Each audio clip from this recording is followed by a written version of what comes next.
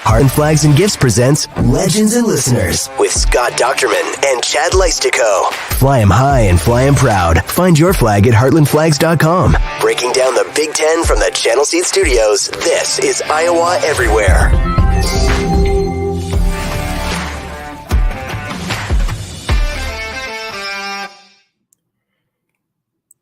Hey, Hawkeye fans, Big Ten fans, and Iowans everywhere. Welcome to episode 27 of Legends and Listeners here on the Iowa Everywhere Network. You are looking live from the Channel Seed Studios. My name is Chad Leistikow, a sports columnist for the Des Moines Register. Happy to be joined, as always, by Scott Dochterman of The Athletic. Back in our 11 a.m. Thursday home, Scott, after an early show last week. And great timing for today's show, Scott, because we've got a wide receivers coach to discuss. We've got also a bigger conversation about Big Ten football, which is kind of cool. Fresh Iowa men's basketball result against Maryland to digest, but the biggest story in our lead story today, a history-making night ahead at Carver Hawkeye Arena. Yeah, you don't get these moments very often, Chad, and this is a record-breaking moment, one that'll be seen are streamed live nationally, which I know has irked some people, but it is what it is. You got to get with the times when it comes to your consumption of television and the like.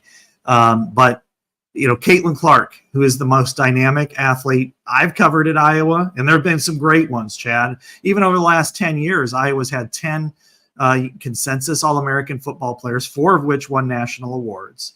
You look at, they've had 2 first-team All-American men's basketball players, including the National Player of the Year in Luka Garza. They've had a 2-time Hodge Trophy champ in Spencer Lee, who arguably was the greatest wrestler in the storied history of Iowa wrestling. And then in women's basketball, we've had a National Player of the Year in Megan Gustafson, who I felt like was the GOAT of women's basketball and put her face on the Mount Rushmore of Iowa sports. And then came Caitlin Clark. And to me, Mount Rushmore is a face of one at Iowa, and it's Caitlin Clark. And what she has done on the court, the statistics bear it out. Where she's taken Iowa to, that bears it out. And then also what she's done off the court, no athlete in Iowa history, at least in the last 85 years, has had the impact that Caitlin Clark has had. So tonight is her coronation as a legend for college sports. The most recognizable collegiate athlete in the country today, only needing 8 points to become the highest scorer in NCAA women's basketball history. Yeah, thank you for mentioning the points. That's the milestone we're talking about. She's at 35-20. Kelsey Plum's at 35-27. That is the NCAA Division I women's basketball career scoring record. She will do it in 126 games. Plum accrued those points in 139 games. So it is remarkable. And you just think about, I just don't know, like, has there even been a college athlete ever to have this kind of impact? I don't know. Certainly not in my recent memory, because, you know, college athletics, in the last 5-10 years have just been a lot of, they don't stay forever in the men's side of things. You know, even in football, you don't get, maybe Deshaun Watson or somebody that stays a long time. But the commercial. Only one. Because of the NIL and just how she's captivated both men and women, boys and girls, and just created, she's also a source of conversation. Do you like her style? There's pluses and minuses that come with that sports conversation as well. We know from covering her here in Iowa that she is, an outstanding ambassador for women's sports, all sports. Really doesn't bring any controversy onto herself at all. It's all just manufactured from the outside, and she just plays at such a high level. The fact that she recorded her 1,000th assist the other night in her career, and when I left Lincoln, I was like, you know what? I didn't even put that in my column. Like that's like the Caitlin Clark. It's just like, oh, there's another like incredible accomplishment. It's just become so normalized here, and we're kind of seeing the whole nation take notice this week and tonight especially at what's going to take place. It is kind of cool that Iowa City is the center of the sports universe tonight. Yeah. The only athlete I can think of it collegiately that has had this kind of impact in a different way, but similar impact, is Tim Tebow when he was at Florida. And not only because he won the Heisman, but because of what we represented and how he competed and that sort of thing. But that was it's a different era, different sport. NIL certainly reshapes the game a little bit, and Caitlin Clark is at the forefront of that. With her commercials, and can't watch a Big Ten game without seeing, like a good neighbor, her insurance company is there, and let them sponsor this podcast, right? But no, but that said, I think the neatest thing about this whole situation, Chad, that I've witnessed over the last, especially calendar year, is that the way she makes people feel around her. And I would say that women in particular have been kind of discluded from athletics as far as at prominent level, that they haven't had an athlete who looks like themselves to cheer for in some ways, or at least at this high of a level. And so when you have 14-year-old girls screaming like they were going to a Taylor Swift concert, when they see her, bring the big signs and hold them up at games and drive 500 yards and have their birthdays. This is their birthday present to come and watch Caitlin Clark compete.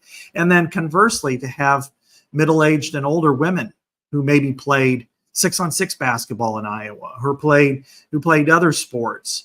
But now they have somebody that they paved the path for and have them take it to a height that's never happened before. I think that is really neat, to be that transcendent of a figure and to allow people to enjoy and bask in the moment. And she marries both the past and future with the present. It's a remarkable state of being for the Caitlin Clark effect. Yeah, and everybody's talking about it. Patrick Mahomes, Steph Curry. Mm-hmm. I mean, it's not like we're making this up. And I know you guys know that, but it really is. She's got everybody's attention, including the greats in the biggest games, just played in the biggest game. Mm-hmm. Patrick Mahomes is talking about Caitlin Clark. Well, what a pleasure it was to say hi to Kevin out at Heartland Flags and Gifts last week here in Des Moines.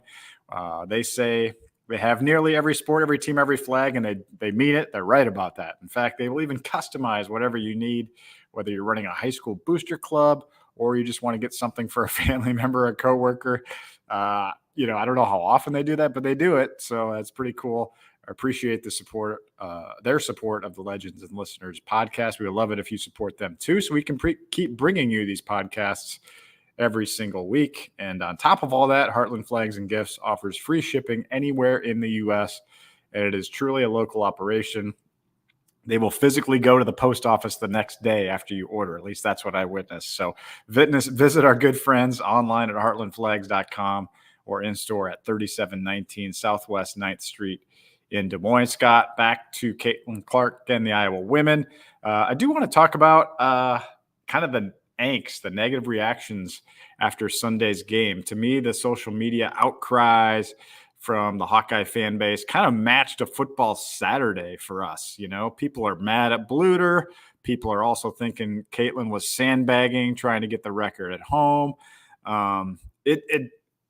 The reason I bring that up is because that's like what Hawkeye football Saturdays are like. And now the fan discourse, good and bad, we've reached kind of a time in our Hawkeye sports conversation where a disappointing result for the women suddenly is creating that same visceral potential reaction from the fan base. Your thoughts on that? Because we experienced that so much in the fall, and it's a little bit new for us, when we're covering the Hawkeye women. I knew this was going to happen last year after the reactions of the national championship game, going to the Final Four, selling out season tickets, that it was bringing in a part of the fan base that generally gets grumpy, to be nice, after football and men's basketball losses. That now they're transitioning over to the women's game and the pride that they take in being an Iowa fan, and then the anger that they get, because the women's basketball fans traditionally, obviously a smaller base, have been the most friendly and positive of the fan bases at Iowa. And it's always been they've cheered them on. And if they lose, it's like, well, shoot, they lost. Well, okay, now we're fine. We'll move on. Well, we know that's not the code for the football fans, that, they love them win big or win somewhat little, but don't love them as much when they lose and like to complain about it. And I think we're getting that a little bit here. And you know what? I get it. This team was ranked second in the country. Now it's fourth. You go on the road to Nebraska, a team that Iowa fans don't like to lose to anyway. And then they had a big lead, and then they squandered it and lost. And they lost in fashion where there is an ability to attach some blame. What happened in the fourth quarter? Why wasn't she able to score? What did the offense not do well that it was doing for 3 quarters? What's wrong with the approach? How do they need to improve it? I think those are all legitimate feels. The expressions, I don't think were as negative as football, but they were there. And I do think it brings up questions, Chad. What could have Iowa done differently? Now, I'll say, one aspect is Molly Davis and Caitlin Clark were sick. And the fact that Caitlin could put up 31 in the state that she was in, and you know it better than I do, speaks a lot to her ability to overcome even an illness. But, outside of that, do you see anything in that fourth quarter that Iowa could have done better or differently to make it better down the stretch? Yeah, I rewatched the game, talked about this a little bit on the Hawk Central pod last night or Tuesday night. And, I think the narrative that Clark was kind of not trying to score was not right, because she did shoot 6 times in the fourth quarter. And she had a really nice clean look that went in and out for 15 feet pretty early in the quarter when they needed a bucket. And usually that's when she takes over, and physically, and I don't want to put words in her mouth, she's never said this, so this is me saying this. Physically, it just did not seem like she had her usual strength, and certainly that is validated by the fact that someone who's sick and has played for a couple hours, warmed up for a couple hours, you're going to hit a wall at some point. Maybe Bluter could have done a little bit better with subbing, especially without Molly Davis. Gabby Marshall missed some open shots. Hannah Stolke missed an easy layup. I mean, this stuff happens. Nebraska made some really difficult shots. But Iowa did score only 3 times on its final 21 possessions, and that's not like Iowa. Somebody usually hits a shot. Somebody usually comes up big. And it's usually Caitlin Clark, and she, probably put up a 3-pointer too early in the shot clock. I mean, I think you would probably you could get a 30-footer at the end of the shot clock. You don't have to shoot it 7 seconds in with 23 to go, and then all of a sudden Nebraska rebounds and you're in foul time. And Iowa actually was lucky to get 2 3-point shots up to tie in the final seconds. I mean, Nebraska probably should have been fouling because Iowa was out of timeouts, but that's a different conversation.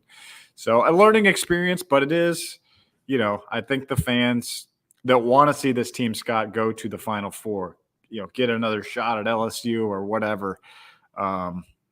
There's legitimate concern. I've never thought that this was going to be like a team that's going to just steamroll to the national championship game. It was going to have to come together, and they'd have to get really lucky to get to the Final Four again. I still feel the same way. I mean, they're 22-3. They can still win out in the regular season and tie for the Big Ten regular season title and probably be in a really good spot for a number 1 seed in the tournament. But so that stuff's still on the table. But I also see a scenario in which they go 3-2 or something in these final 5 games, or 3-3 in the final 6 to count the Nebraska loss. So, maybe it's a Final Four team, maybe it's not. I just kind of brought that up because as I'm kind of curious, like the level of how people are consuming Iowa women's basketball is now like, going crazy if they lose. So, yeah, this does need some perspective, and and I don't want to minimize the angst, because they lost a winnable game, and it's the second time that they've ran into the same situation, basically being up double digits in the fourth quarter and then losing on the road. Among the things that I asked Lisa about yesterday, and she brought up, Lisa Bluter, that every game is like an NCAA tournament game for them. They are, she said Nebraska celebrated like they won the national championship after beating Iowa, that it was their national title. And then, of course, the way they played against Ohio State with a fraction of the energy and efficiency that it did against Iowa kind of validates that. When they got beat 80-47 last night by Ohio State, so it's kind of valid. I would say that there are a couple of areas of concern that I have, and I think we can evaluate this and analyze it in a way that's not calling anybody out, but just in a way that's fair.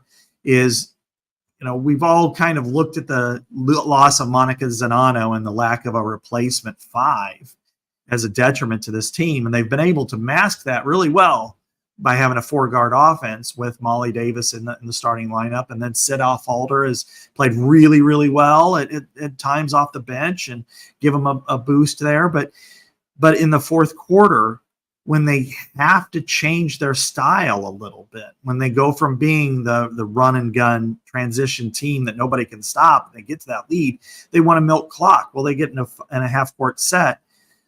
The shots inside aren't as easy. They're not getting as crisp of passes, and the teams are playing a little bit more physical, and then they're struggling to adjust to that. Not having a 5 who can score without dribbling is a little bit of a detriment for them. And the other part is, a veteran like Gabby Marshall needs to make more shots. She needs to take more shots or she needs to make more shots, maybe both. And again, evaluating it at a different level, because as hot as she was last year late in the season and into the NCAA tournament, Iowa needs that because everybody's going to collapse on Caitlin. And if she's not physically able to do it, or just too many players in her face, somebody else needs to. Kate Martin has stepped up since the beginning of the year. And I think Gabby Marshall needs to be there too, or somebody else needs to take that spot. Yeah, I mean, personally, I'd like to see Gabby Marshall shoot more. I know she's I agree. Slump, but when you go 1 for 4 or 0 for 3 on a night, it's not necessarily indicative of what kind of shooter. I mean, she had that 3-pointer from the right side go in and out. I mean, yeah. So exactly. To me, I would be of the mindset of, hey, let's get Gabby 10 3-pointers today against Michigan, and let's just let her gun it up. She's a great shooter. She's historically pushes that 40% threshold. She plays great defense, so you don't want to lose that defense off the court. She's the 3-and-D type of player for the Hawkeyes. So that would be the way I would approach it. And then as far as end of the game, I mean, the coaches know better than we do, but what Kate Martin said after the game Sunday was, we were playing to not to lose instead of to win. So maybe these lost leads are a reminder that, hey, we just got to play our style. And I don't know if it's if you would say it's like Dan Campbell Lions, just keep going, keep attacking no matter what the score. But maybe that's what this Iowa team just needs to do to be the aggressor, because that's when they're at their best, when they are the aggressor. And, I think it's easy to try to sit on a lead, and they kind of tried to against Nebraska. It just didn't work out. So I will be curious to see if it changes their approach. And last question on this, Scott, and I didn't know we were going to even go down this road, but Dargan Southard, who covers the women with me, and I were talking on the drive back, and it's we're just wondering, and just it's worth observing, all the circus, all the pressure every single night for 3-4 months. Is that going to eventually will that reach a point where it's just you're exhausted and you can't push through anymore? I think that's a real thing to at least watch if that's going to happen. What are your thoughts? That's why I think the schedule is absolutely perfect for them the way it lays out. They come back home. This is the end of most of the Caitlin Clark coronation. She's going to set the record tonight. It's going to be a fabulous moment in the history of Iowa sports, women's college basketball. Everybody's there. They're going to play an opponent that if they play to their ability, they will win.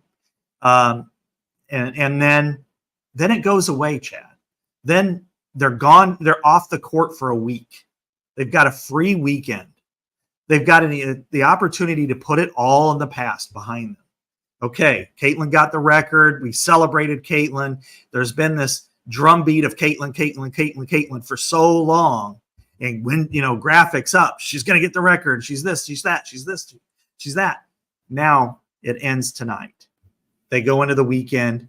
Maybe they get to go see their parents if they live in driving distance, or, and they can, sit on the couch or do homework or do whatever for a weekend, come back, kind of mentally regroup, try to refresh. Next week, they've got probably the most difficult game left on their schedule.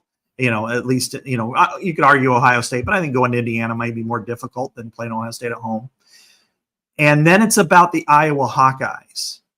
Caitlin is part of that. And everybody outside will talk about it, but I don't think we will as much, Chad. I don't think the people around Iowa will as much. And even on TV, they'll talk about how great Caitlin Clark is, but not the drumbeat of Caitlin. And then it's about focusing on Iowa, getting back to winning the Big Ten championship, winning in Minneapolis, going all the way in the NCAA tournament. I think that's really healthy for this team, because if she was 150 points behind, I would worry about that. But I think this team is mentally tough enough, and they've handled this stretch so much that I don't think it'll burn them out. And I think the fact that they're not playing Saturday or Sunday is just so helpful for this program. That's a really, really, really good analysis there, Scott. And I like that a lot. I wouldn't be surprised if Bluter gave them 2-3 days off. I know you're supposed to only get one, but you know what? Take Friday through Sunday off. We'll get back at Indiana, looking at Indiana Monday, whatever. I love that. I think that's a really good thought process. And you mentioned Molly Davis. I mean, she's played basically 6 minutes in the last 2 games. Lisa Bluter said she shouldn't have played her against Penn State. She regretted that. And that'll be a big help as well, because she's one that can create her own offense. She's probably second to Caitlin in that regard, where you can just give her the ball and she can go, do one of her little teardrops in the lane, or she can hit a 3 too, and maybe draw a foul. That was the other thing. Iowa didn't have any free throw attempts in that fourth quarter at Nebraska, so they really weren't attacking enough to get to the foul line. And that was my one kind of criticism of the whole fourth quarter was, have Caitlin, you're down 1 with 30 seconds left in the ball. Have your best player try to create something closer to the basket, because when she drives, she's going to draw attention. She can kick it out to, an open Kate Martin 3, a Hannah Stolke layup. Even if Hannah gets fouled and makes 1 or 2, you're tied. I mean, a lot of good things could have happened there. But anyway, enough of that. If you are a Kansas City Chiefs fan, hopefully you enjoyed some Steeple Ridge bourbon after that incredible Super Bowl on Sunday night. And if you did, you already know that Steeple Ridge delivers a high-quality, delicious drinking bourbon. If you don't find Steeple Ridge at your favorite retailer, ask for it by name. Steeple Ridge, distilled, aged, and bottled in Iowa by Lonely Oak Distillery. Scott, my prop on DRF Sportsbook was a winner. Mahomes over Purdy passing yards. What a game for Patrick Mahomes. I mean, that was sure a fun Super Bowl to watch. I don't really have any further comment on that. I guess I was kind of happy for the Chiefs. I didn't really care who won, but I just want to see a good game, and I got a whole extra overtime, Scott. Yeah, you know what? That was one time, and that I was excited to see an overtime. That I'm like, I don't want this game to end, and it's because I appreciate defense, and I know some people don't call this one of the great games of all time because of the lack of offense. I'm like, no, I like defense. I think defense is important to the sport. And the fact that both teams were playing elite level defense against good players, and the quarterbacks didn't have it wasn't like they had bad games in regulation. It was just that the defenses were playing at an elite level, and that's what it's about too. And so I was split.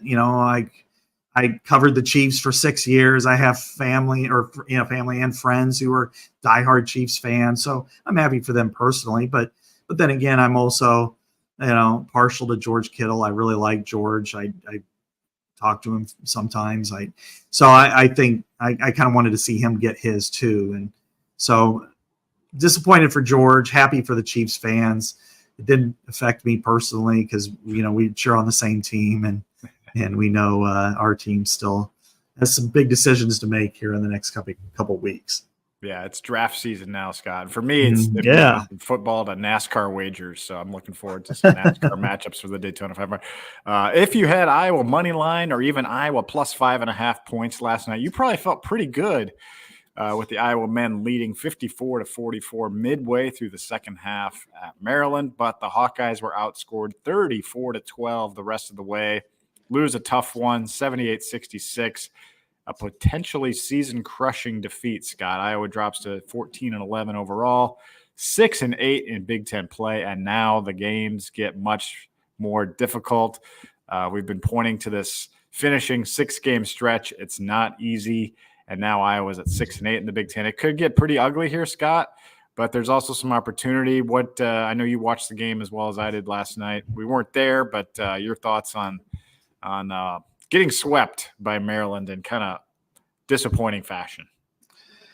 This is the worst one, and it was because they dictated tempo for the first half and half of the second half, and they looked good from the early opening, but they needed this win because after they lost their first 3 in the Big Ten, then they went 3-0, and then they played Purdue, and they were 3-4.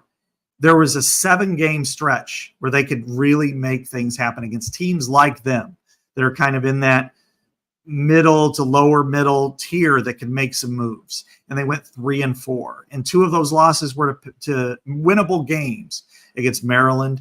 And they lost one, basically at the buzzer, but at the very end of the game at home.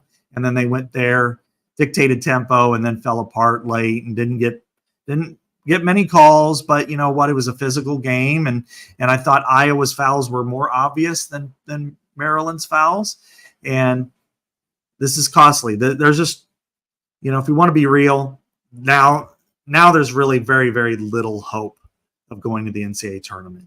They've got more opportunities because they're playing better teams, but Iowa has shown that it's a team capable of winning multiple games against NCAA caliber teams or quad 1 opponents. So I thought the opportunity is now gone. Now it's about, crossing your fingers and hoping. I just don't see it right now for this team. Yeah, Iowa drops to funnily, or is that a word? Funnily? Mm-hmm. Comically. How about that? The Maryland jumps to 75 in the net with the win, so that becomes a quad 1 loss for the Hawkeyes. So the Iowa now 0-7 in quad 1 games. 4 of their final 6 will be quad 1 matchups, including Saturday's home sellout against Wisconsin, which is number 20 in the net. Then it's number 22 Michigan State on the road Tuesday. You know how that usually goes at the Breslin Center. And then it's Saturday at number 13 Illinois. So these next 3, you got to win Saturday against Wisconsin. This is to have any prayer. But, the one thing I'm saying is, there are some quad 1 games here coming up where you could really boost your chances to have a shot. But you'd almost have to come close to running the table the rest of the way, against really tough competition. And then they end the season, at Northwestern, home against Illinois. Those aren't going to be easy either. Yeah, and I think there's one other one, maybe home against Penn State, somewhere in there. Yeah, that's the one you think they could win, but they lost over there. So right, they lost by 10 points. And that's why I thought they really let opportunities slip away. And we've kind of hedged on this team for a long time, months. We've sat on them until really Groundhog Day. For better part of 3 months of the basketball season, thinking, well, they're young, they've got some good pieces. How do they come together? Going 3-4 down that 7-game stretch was, it's the difference between now they sit at 6-8 in the Big Ten versus say 8-6. If they could have beaten this team, if they could have beaten this team, there's really no ifs. Now they are what their record says they are, which is 6-8 in the Big Ten, and now they face a really uphill climb because going to the Breslin Center and going to the State Farm Center, formerly known as Assembly Hall, in consecutive games. Great Iowa teams and very, very good Iowa teams have gone there and lost by 20 points at both places on a routine basis. Doesn't mean that they can't win, but it just shows you that going there is not going to be, it's a wish more than a hope. And, now Michigan State's not as good as it's been, but it's kind of ascending a little bit. So what, you're going to get a physical game there. You're going to have to fight through it. And Iowa showed against Maryland, it can't do it and win. It struggles. And it doesn't beat a team like Michigan State. Then Illinois is a bad matchup for Iowa. I just do not like what Illinois presents for the Hawkeyes. Going to Northwestern, they're undefeated at home in the Big Ten. And I know I'm making this sound like dreariness, but it doesn't give me any option at this point. If they would have won last night, then you could start talking sunny side up that, well, maybe if they do this. To me, out of all the big games other than Penn State left, Saturday is the winnable one because they're 1-4 in their last 5 games, and they beat Ohio State, which cost Chris Holtmann his job. Yeah. Outside of that, so I think Saturday, sold out game, Saturday afternoon, rivalry. You're playing against a highly ranked opponent. Now you got a chance. You got to make your chance. Otherwise, the season's toast, man. Well, you know how the Big Ten whistles work too. I mean, last night the Hawkeyes, Maryland got called for a foul at 13:24 of the second half. Tony Perkins hits 2 free throws. Maryland doesn't get whistled for one more foul until 55 seconds were left in the game. Iowa got whistled for 11 straight. That's part of the reason I'm guessing that Tony Perkins was a little frustrated in the final minute. And Fran voiced it afterwards too. He said, I don't want to get fined. So, and he's done that before. We know that. So there were certainly some disputes with officiating. So I wouldn't be surprised if it just magically reverses itself on Saturday. Yeah. But we'll see. I got to finish the basketball because I want to get to football, Scott. I just want to remind people the last 5 seasons for Iowa, 23-12 NCAA tournament within an overtime of the Sweet 16, 20-11 would have been a 5 seed in the NCAA tournament if not for COVID. 22-9, you were a 2 seed. Obviously, NCAA disappointment against Oregon. And then 26-10, you win the Big Ten tournament. And again, first round knockout. Last year, you make the tournament as an 8 seed, 19-14. So this program was due for a rebuilding year, and we thought this was going to be a rebuilding year. There were definitely enough pieces here to maybe make a run at the bubble, but it's not like we had high expectations for this particular team, and consistently they have unmet expectations. So I do want to give, you got to give a program a little bit of a pass one year. Like, you can't do it every year. And it just doesn't seem like this is Iowa's year. I think it's fair, Chad, for all of us to apply the both sidesism to this. And it's fair, certainly, to talk about that they're one of 4 teams to go to the last 4, or one of 10 teams to go to the last 4 NCAA tournaments. That's completely fair, and to discuss that. It's also fair to discuss that since, I think, 2012, that Iowa and Michigan State are the only 2 teams in the Big Ten to have 1 or less losing seasons in Big Ten play. And it looks like Iowa's headed there again for their second losing season in the Big Ten since 2012. Overall, the regular season has been pretty solid, I think, for Iowa under Fran McCaffrey. Now, people will bring up to, 1979, last regular season. Well, Tom Davis didn't do it even with great players. Steve Alford had good teams. They finished second in his best team. Fran has been close a few times. So there's like this 50-year angst that has strapped itself to the Iowa basketball program that just can't shed. It doesn't have a year like Iowa women had last year. The problem comes at this juncture, Chad, is the realistic fans have kind of fallen off. And it's because that when they were capable of reaching that Sweet 16, that the overtime loss to Tennessee notwithstanding, that was a remarkable comeback. That was as great of a comeback as you'll ever see, and it fell short. But I think the 2-seed year, or one of the year when they had Utah and Gazelle and Woodbury, or any of those years in there where they were in the top 5, in that, during the regular season, slumped, and then go 1 and done or 1-1 in the NCAA tournament. They needed a year where they could punch through to get a worthy reunion team.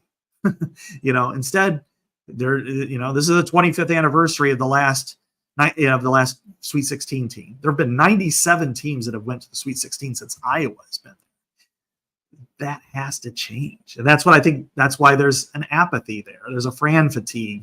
It's not for the individual season, because absolutely this year looks to be the year. And I don't want to say they've overachieved, but they've certainly met my expectations based on all the people that they've lost.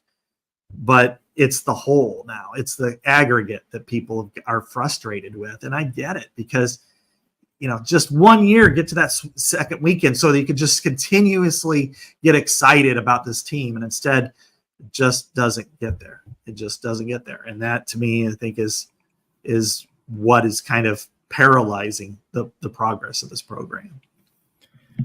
Well, Scott, on Wednesday, Jon Budmayr was officially named Iowa's wide receivers coach. It looked like all the contracts got signed yesterday, so they didn't really sit on this. The Kirk Ferentz, Barbara Wilson, Beth Getz signatures went on it yesterday. $375,000 a year for Jon Budmayr.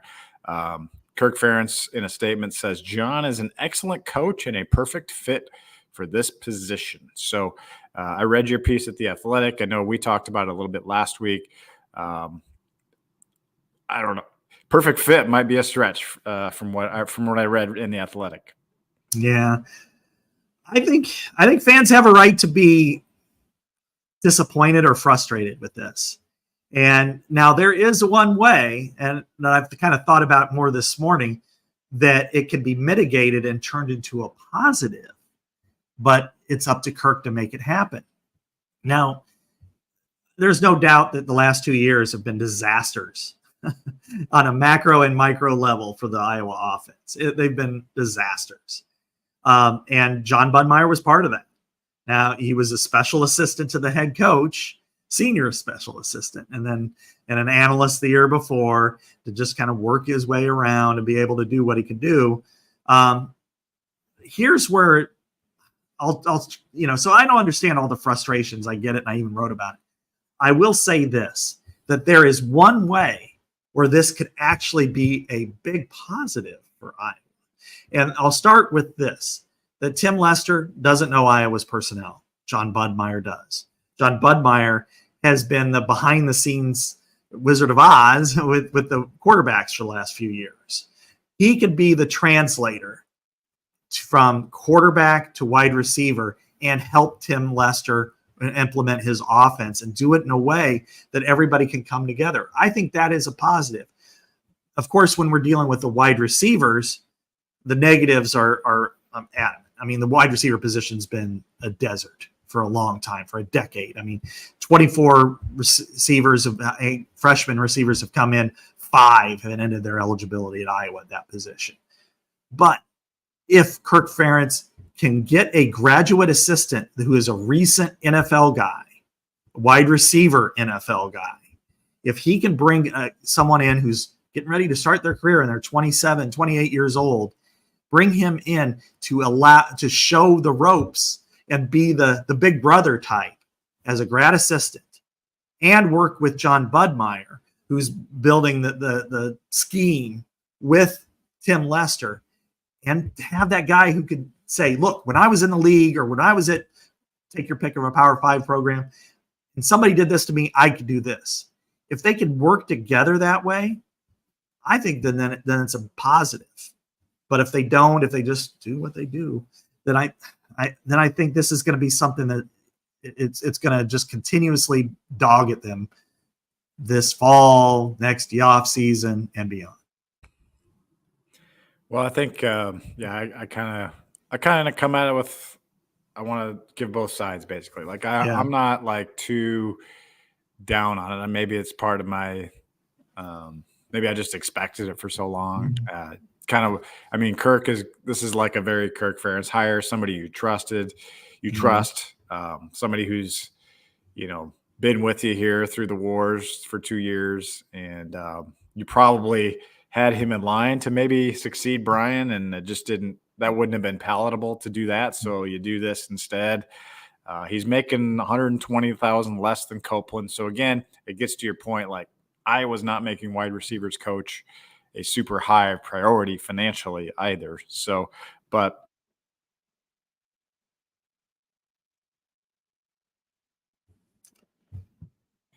sorry about that. Yeah.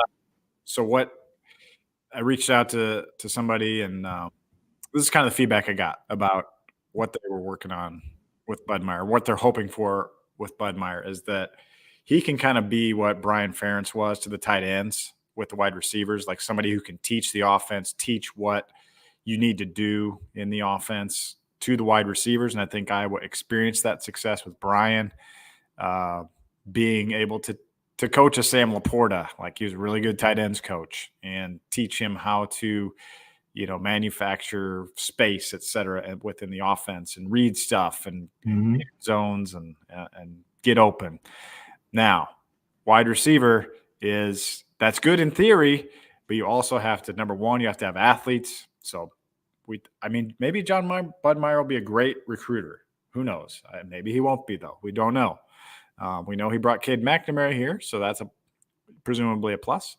But at the same time, wide receivers, you kind of have to be able to take over a game. And, it's not just all mechanical and like following what you're supposed to do. So, of all positions, you kind of need to create stuff at wide receiver. So I don't know if it's going to work or not, but I understand Kirk Ferentz's thinking here, just because that I know that's how he operates. And but I just don't know if that's still the right way. I guess to give it my final thought here, the best hope for Iowa right now is that Tim Lester gets a good voice in this whole deal and gets to implement what he wants to implement and actually make real change. I think that, and that the Budmayr thing it doesn't matter who's in that chair. It's if Lester is as dynamic as the ceiling is for him. That's where you got to hope. And, and that's where I can kind of, if you want to look at it just from the surface level, it looks like a big miss, which is, you had a guy who was an analyst, who was a special assistant, who was brought here to help with quarterbacks. And then all of a sudden you fire the wide receivers coach, and then you put him in there. And, just because you like the guy and he's a good coach. And it's, as you said, just such a Kirk Ferentz move. Like, well, Abdul Haji, you like the guy, he played for you, and so he's a linebacker, and so you put him in a tight ends, or, Tim Polasek. Well, you think he's a good coach, and let's make him an offensive line coach. And that's such a weird way to look at things. But then you start to take steps back, try to analyze it a little bit more. Ken O'Keefe left Iowa as offensive coordinator / quarterbacks coach after the 2011 season, went to the Miami Dolphins as wide receivers coach. He's coached wide receivers. It does work hand in hand, quarterbacks with wide receivers. It's the passing game. The quarterback can talk to Bud because they're friends. They've known each other, Cade McNamara or Deacon Hill, and I'm sure Marco's in the same boat, and describe the routes that they like. And then he can cater the wide receivers to what the quarterback's like, and then work together with Tim Lester to make it all happen. Schematically, I think that's there. It just needs a buffer. And I think if you were to bring in, I wouldn't even know where to start, but let's say a wide receiver who played at an ACC school, then went to and played 4 years in the league. Maybe he didn't catch a lot of passes, but he's just he wants to be a coach. And you bring them in, ground zero, graduate assistant, to work with those wide receivers too. And they can be the buffer, be the big brother. I think fans would be happy about that. It's like, yeah, I heard of that guy. He played at ACC school. He played a little bit in the league. He caught passes. That I think would make it palatable. But that's a Kirk decision. And I think that unit could use somebody who's been on the field, who's competed at that level, at that position. That's why I liked Marvin in that job so much. And maybe it's because I know Marvin pretty well and we work together on Monday nights in Cedar Rapids, is because people went to see him. he had, his pictures up in the wide receiver room. He was the Big Ten receiver of the year. That's a long ways away from what Iowa is right now. And granted, it could still work with Budmayr, and I don't want to sell him short. I want to give him a chance. I don't think he's a bad coach by any stretch, but I just think that they've kind of lost the benefit of the doubt when it comes to the passing game. And this was an opportunity to go out and get somebody that people know and respect and have heard of and recruit to that position. And now you're starting at probably a negative territory. In the +10, -10 scale, you're starting at about a -3. And if you at least bring somebody in as a grad assistant for a year, 2 years, something like that, to help in that transition, I think it would help. Well, Scott, when we first started Legends and Listeners, we intended to talk a lot of Big Ten football, hence the title. The crazy Iowa football drama of the fall of 2023 really dominated our conversations, as they probably should, over the past 6 months, or the first 6 months of our show. We're kind of running out of time here again, but at least let's set the stage for one more thing we wanted to talk about, which is the crazy amount of coaching changes in the Big Ten. The 18-team Big Ten, as you pointed out to me in text, 6 new head coaches, 9 new offensive coordinators, including Tim Lester, and now Ohio State's Chip Kelly, and 9 new defensive coordinators in the Big Ten this year. I'll just list the 6 new coaches. David Braun, officially a new coach at Northwestern. Jonathan Smith, Michigan State. Kirk Cigniti. I don't know if that's right. Cigniti. Okay.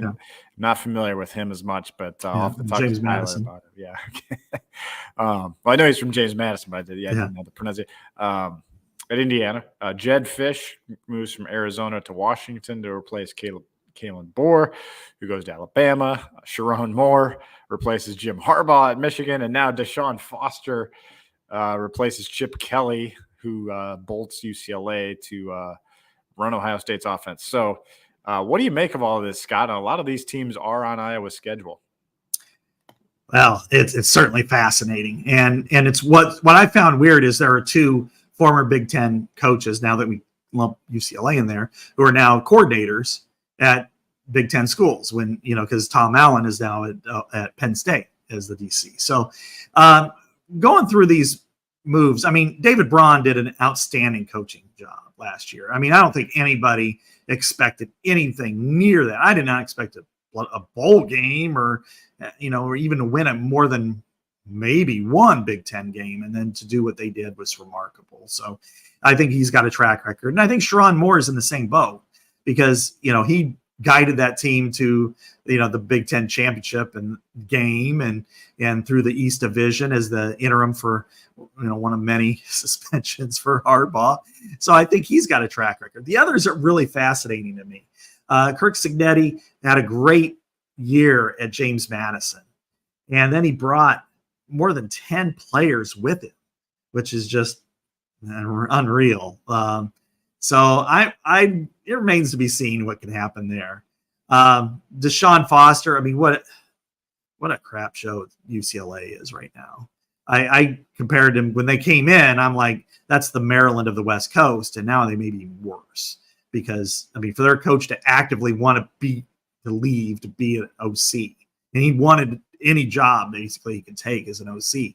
I think that's crazy. And Deshaun Foster, of course, was a great running back for UCLA, played with the Carolina Panthers, but that's a weird move. Jed Fish, now he has to talk about the Iowa thing that he brought up on the postseason, which was, when he was in Arizona, he's like, well, I don't have any competition really because now because they got to convince recruits that they got to go to play Iowa. Well, now you do at Washington, and you got to come to Iowa City the week after you play Michigan. Good luck, buddy. You don't think that's not going to be brought up every single day in the middle of October, and you lost all those players? They got some other good ones, but still. And then finally, Jonathan Smith, I think, is the one I really like the most. Fit-wise, he was at Oregon State. They played outstanding football last year. Went to Michigan State, and I love the hires he made. They are on Iowa's schedule too, and Iowa goes to East Lansing for the first time since 2017. Brian Lundgren was a really good coach, an offensive coordinator at Oregon State, and then he made the steal of the century on defensive coordinator, grabbing Joe Rossi away from Minnesota to go to Michigan State. So if there's, I don't expect much to change at Michigan, except it really comes down to how do they perform against Ohio State, anyway. But of the six, the one that I'm like, okay, they can take the biggest jump, it's Michigan State. Now they had a lot of portal chaos, and so it might take a year, but I really like the trajectory that the Spartans are on. Well, it highlights to me just that, there's still openings here. I mean, Washington, that coach was really good, and for him to leave there for Alabama, and now of course there Ryan Grubb, the guy we talked about a long time ago, is with the Seahawks. So it's just crazy how all the movement, and then here comes Iowa, pretty stable still, even with the offensive coordinator change. I don't know, like UCLA, like you said, that's going to be, I think, a disaster. I mean, I just don't see that really working out. Jim Harbaugh's gone now too, so maybe there's a path to some openings, in the upper crust of the Big Ten, and you just got to basically be in the top 4-ish to make the playoff. So Iowa's schedule pretty, I think, manageable next season if they can get the offense right. So like you said, they get Washington next year, get UCLA in the Rose Bowl next year. Michigan State next year too, right? Yeah, Michigan State. There. So first time in 7 years. Yeah, a lot of these coaches they're going to be facing next season, and they're going to face Chip Kelly in Columbus. Yeah, right. Yeah. So good point. That'll be a challenge, but and then there's a ton of coordinators. Some interesting names: Mike Shanahan at Indiana, but it's not that Mike Shanahan. Oh, okay, I was going to say I must have missed something there. Yeah, that's his name, but I'm like, oh, what? No, it's not. Another one is Steve Belichick at Washington. Bill Belichick's son. Crazy. Yeah. So those are the two headliners. There's a lot of others now. As I said, Tom Allen, got fired at Indiana. Now he's Penn State's DC, and then they brought in Andy Kotelnicki from Kansas, really quick hire, and then the one that I think is going to be a great head coach someday, and it may be soon. Because you got to look at some of these guys and go, where are they going to end up? Because some of these names are just off the charts. Zach Lugin, at Northwestern, OC. He's 29 years old, South Dakota State. I looked at him. Some of the offenses he was putting together at South Dakota State as ding, ding, ding. This guy's going to be good. So, maybe it's a couple of years in Evanston, and then maybe he gets a head coaching job at a MAC school. And then, 5-6 years down the road, you might see him at a Power 2 program, So, but either way, I mean, all these moves are fascinating. And the Big Ten is much more interesting now with these 4 teams. It's going to be a bear. It's going to be a tough league. I think Iowa's well positioned. I think Iowa's capable of competing in this league. Other people want to say, oh, it's just the Big Ten West. Well, if Iowa has a capable offense on the level of what it had 5 years ago and maintains its defensive prowess, Iowa will be competitive in the Big Ten. Does that mean they'll win championships? I can't guarantee that, but I could say that Iowa could be in the 9 to 10 win range on an annual basis, like they have been. Good stuff, man. Good show. I'll see you tonight, man. Yeah, looking forward to it, Chad. This is a historic moment, and I think it should be a celebration for Iowa fans. And take a step back, enjoy this moment. I know I'm rambling here. Football season, I'm like, enjoy football season. It doesn't last very long. It's a gift. Caitlin Clark is a gift to Iowa fans. Enjoy it while it lasts, because, in 2 months, you'll be celebrating her maybe leaving the University of Iowa, and you'll never see her like again.